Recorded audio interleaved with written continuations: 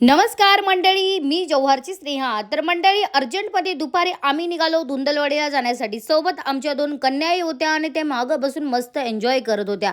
Dahanu road तर मध्ये मध्ये खूपच खराब आहे. खरोखर गाडीमध्ये बसायला कंटाळाच येतो. रस्त्यात लागली होती पोरींना पण भूक. मग काय, इथे मध्ये आम्ही थांबलो काशाच्या थोड्या मागेच. मस्त इथे गरमागरम नाश्ता घेतला, गाडीमध्ये पार्सल, आणि ह्या दोघी पण खूप मस्त वडापाव एन्जॉय करत होत्या. आज या दोघी बहिणी फायनली 14 दिवसानंतर त्यांच्या आजीला भेटणार आहेत आणि त्यांच्या आजीवर या दोघींचा खूपच जीव आहे आणि आजीचा सुद्धा.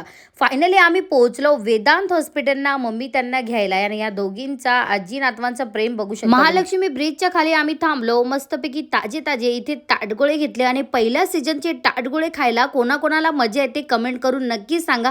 आणि ताटगोळे तर मला खूपच आवडतात. चारोटीला आम्ही थांबलो होतो. इकडनं चारोटीची फेमस बिर्याणी आम्ही पार्सल घेतली होती, कारण दुपारचा टाइम झाला होता. आम्ही काही खाल्लं नव्हतं आणि दोन कन्या त्यांनी फक्त वडापावच खाल्ले होते आणि खूप टाइम पण झाला होता. मस्तपैकी एका ठिकाणी गाडी पार्किंग लावली आणि या शेतामध्ये मस्त आम्ही जेवण करण्यासाठी निवांत बसलो होतो. सगळ्यांनी मस्तपैकी बिर्याणीवर ताव मारला आणि थेट पोहोचलो जव्हारला.